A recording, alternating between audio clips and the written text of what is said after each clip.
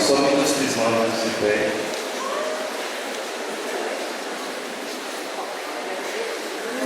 Amado Pai, amigo seu, estes são os nossos jovens e adultos que, após um tempo de preparação, pedem hoje a graça do sacramento da Crisma. São estes os vossos filhos, a tua igreja. Caro Padre José Nilson, catequistas, quero agradecer a vocês pela dedicação na formação e educação na fé de nossos crismandos, e nós então os acolhemos com uma salva de palmas.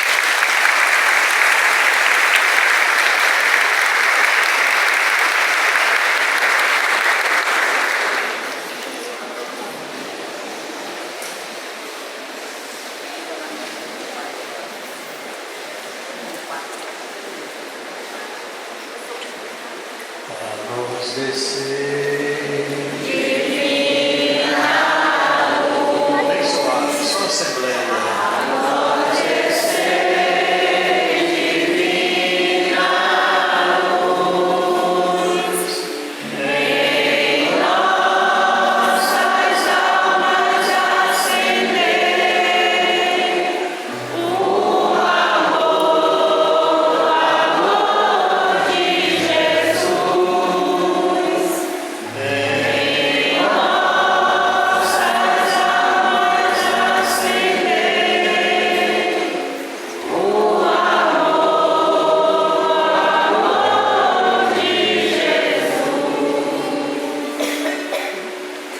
Caríssimos irmãos e irmãs aqui reunidos, caros crismandos, hoje é o dia de vocês. A igreja se alegra com o sim, com a perseverança de cada um de vocês, catequistas, familiares de nossos crismandos. Mais uma vez saúdo também aos padres José Nilson, vigário paroquial desta paróquia, e ao padre Juarez, da paróquia São Francisco de Candeias, no ofício de vigário paroquial, aos diáconos. Nós queremos então conhecer uma pessoa que às vezes na igreja não é tão conhecida. Eu quero apresentar para vocês a terceira pessoa da Santíssima Trindade, o Espírito Santo de Deus. Aquele Espírito que já pairava sobre as águas.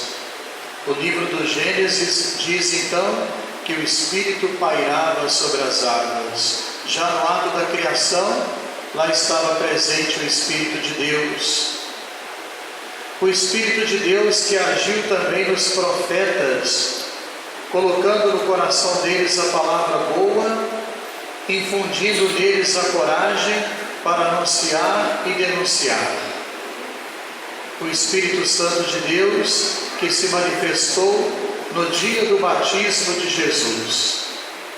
Quando ele foi batizado nas águas do Rio Jordão, o Espírito se manifesta em forma de pomba, confirma a missão de Jesus e ele então inicia a sua vida pública, o seu ministério.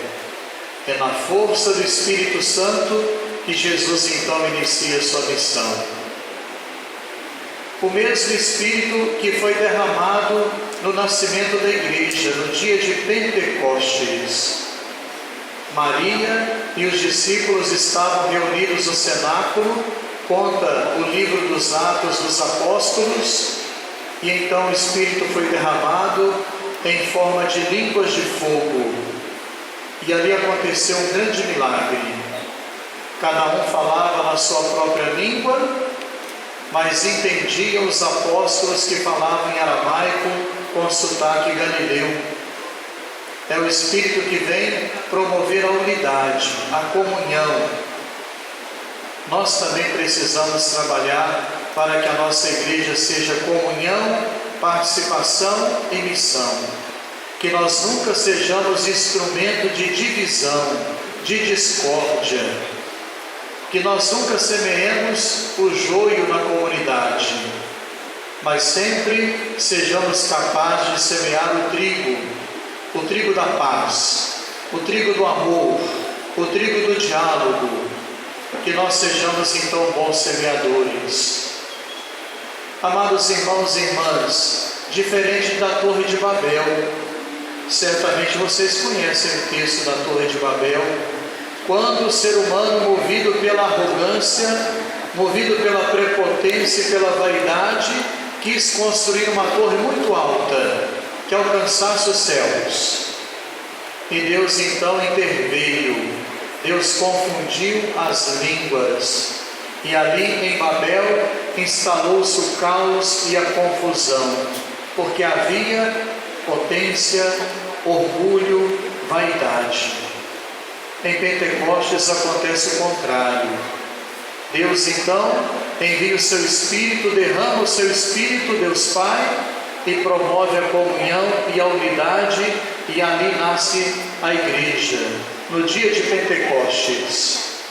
E até os dias atuais, depois de 2000 anos, a igreja é conduzida pelo Espírito. Se a igreja dependesse de nós, ela estaria aqui, gente?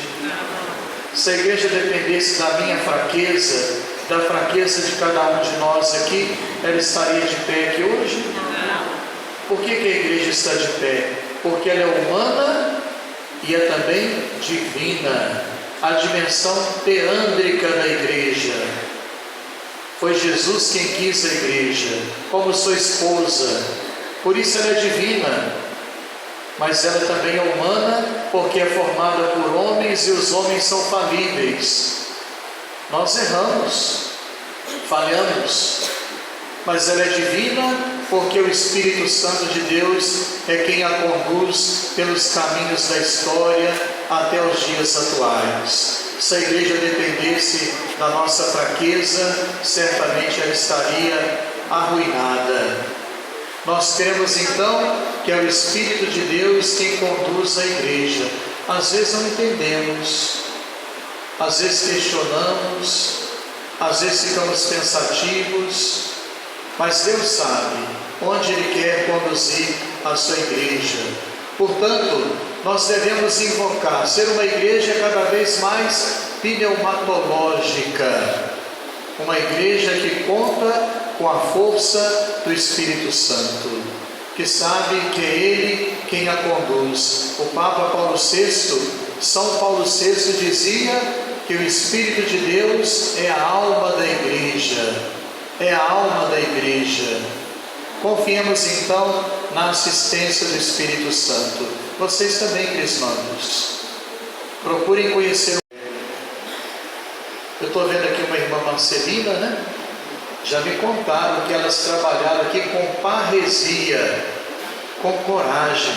Fizeram um trabalho maravilhoso nessa paróquia, né? Nas comunidades rurais, aqui na cidade. Um trabalho social primoroso, bonito. É o Espírito Santo de Deus quem age, né? E nós somos agradecidos a elas. Eu vinha pelo caminho aí, observando as comunidades, né? Tem uma igrejinha aqui, tem outra igrejinha ali, tem outra igrejinha lá, né? Quer dizer, a presença da igreja. É o Espírito Santo de Deus quem vai agindo na igreja. E age em nós, porque nós somos instrumento da ação de Deus. E hoje nós ganhamos mais 110 soldados para o exército de Cristo, hein? 110 soldados. É muita gente, né? Para trabalhar, né? E eu queria pedir a vocês, jovens e adultos, queridos crismados, ao invés de sumir, vocês precisam assumir. Tem gente que some, né?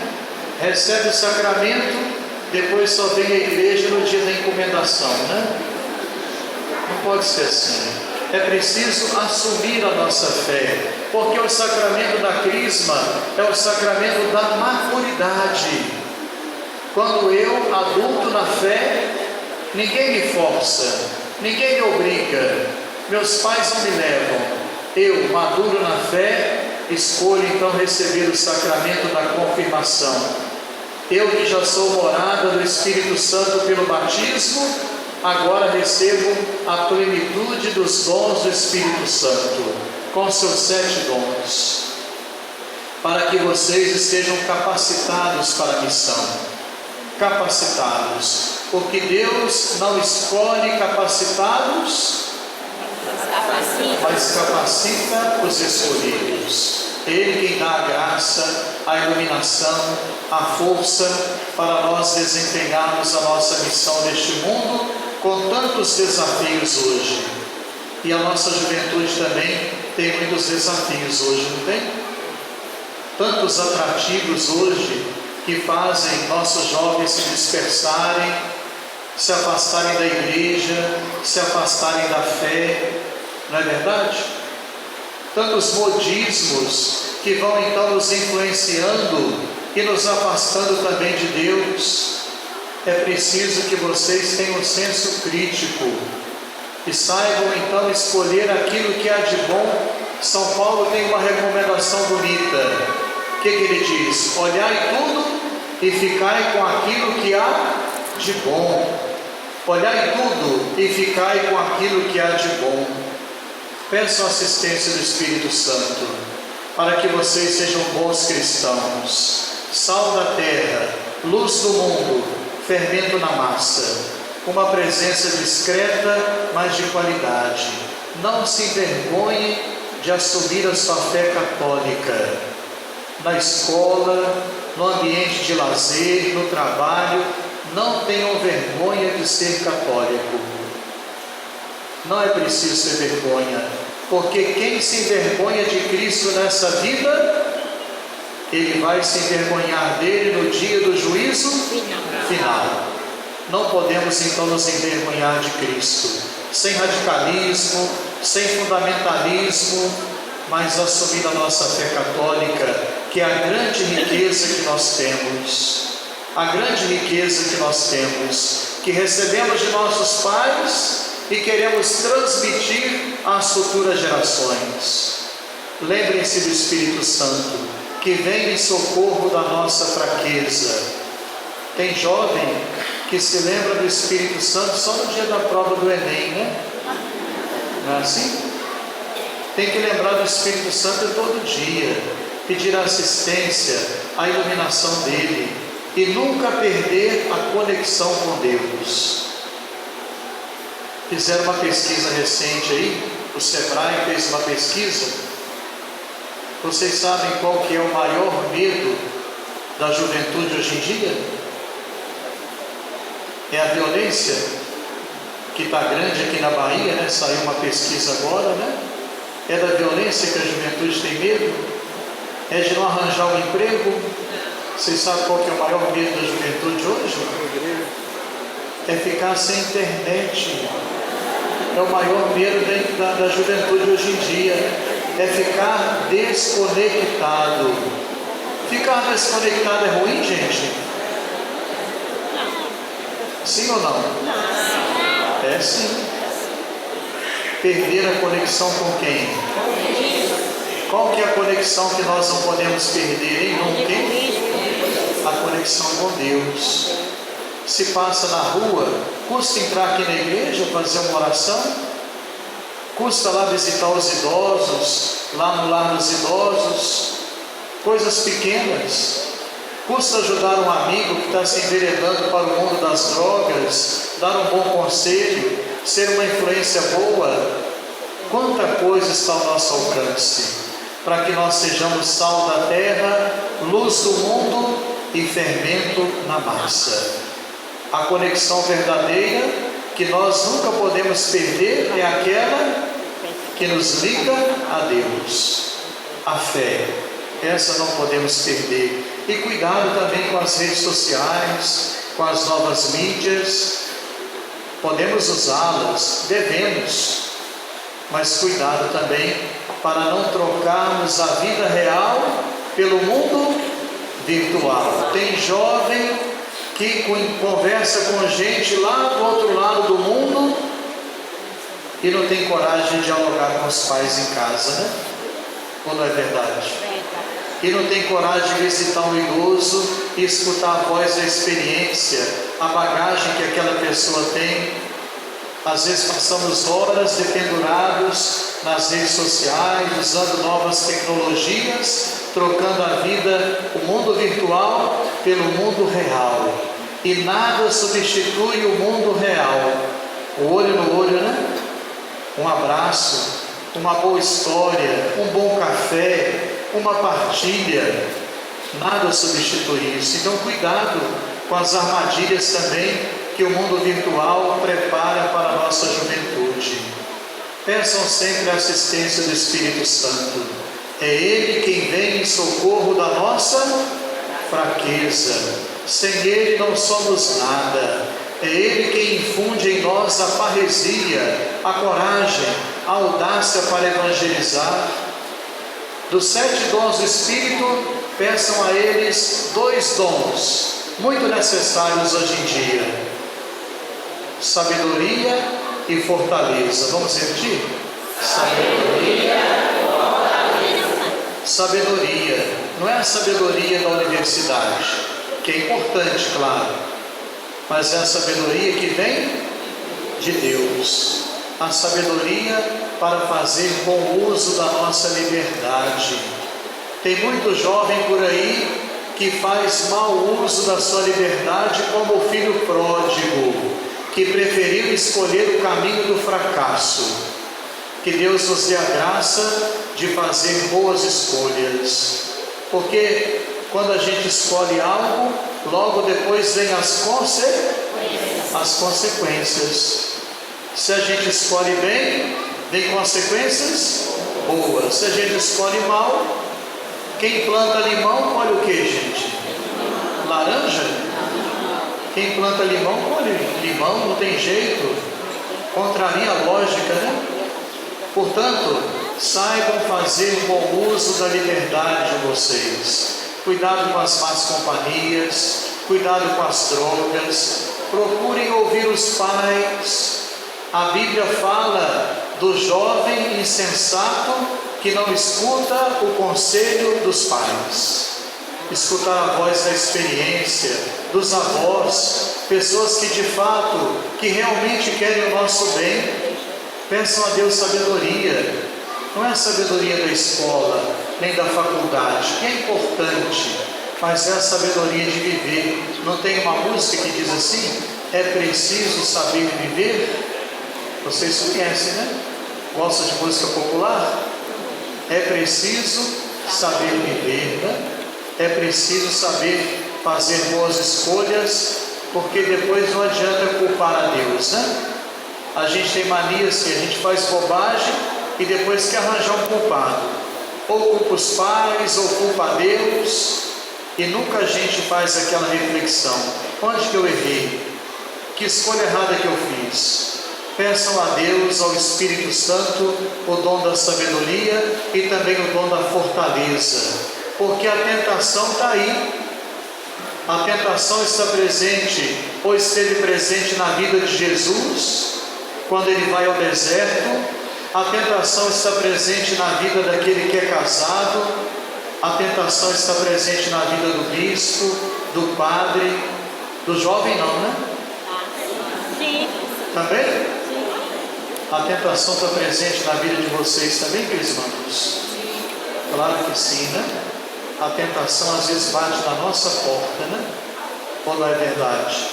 E a gente não sabe resistir à tentação. Não tem fortaleza interior.